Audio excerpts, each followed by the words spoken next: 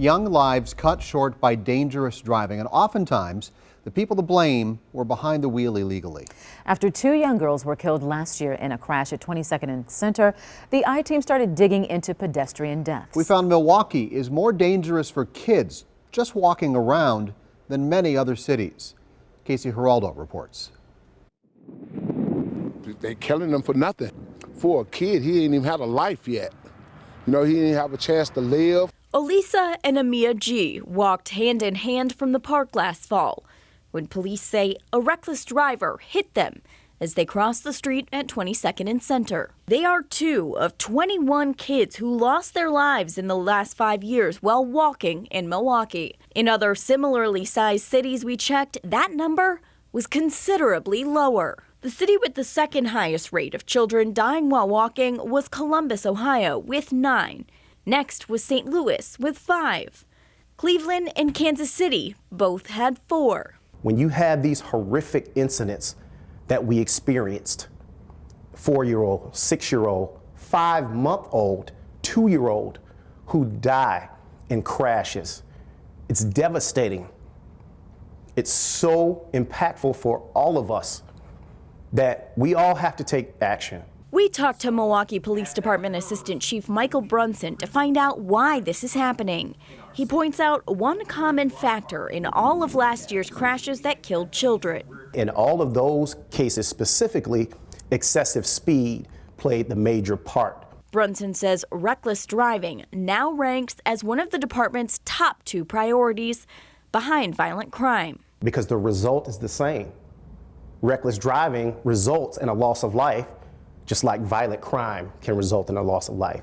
Loss of life is the worst possible outcome of crimes municipal court judge Derek Mosley sees every day. I've had defendants say to me in court, you know, I don't need a license to drive, I need a car. And so with that mentality, it makes it very difficult to attack that problem the way we probably should be attacking that problem. Judge Mosley sees many reckless drivers in his courtroom, not for homicides, but moving violations. But you also have passing on the right, running red lights. Something we saw happen multiple times while filming this story. At 22nd and Center, we saw this driver run the red light and pass on the right. At Atkinson and Capitol, we found a pair of kids who say they survived multiple reckless driving crashes. I've been hit twice last year. I got hit by, the first time I got hit, I was getting off the city bus on my way home, and I got hit by a car. They was just speeding down the street. I got hit by a car August 30th, 31st. Yeah, so I was basically stuck on my couch for about 3-4 months. Even Judge Mosley knows firsthand what can happen. I've been hit by someone coming to court to see me in court was hit by someone doing that. I was hit on a bike with my child.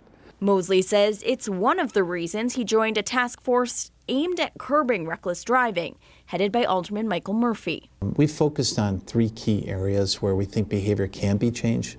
1 is through enforcement and accountability, 2 is education and prevention, and 3 is engineering solutions. The task force plans to make recommendations to the city, including changes in road construction and police enforcement. So, I'm hopeful that in a couple of months we'll implement these changes and we'll start seeing a significant change. While city leaders work on a plan, communities missing children lost to reckless driving hope the message gets out sooner. If you're gonna speed and break the law like that, at least pay attention. Don't hit no kids. Too many. That's too early. Kids going. They ain't even been able to live a life. Nothing. For the I-Team in Milwaukee, I'm Casey Geraldo. As part of this report, Alderman Michael Murphy explains what his task force plans to recommend to the city, and Assistant Chief Brunson breaks down why reckless driving is a priority for his department. You can find both of those interviews right now on TMJ4.com.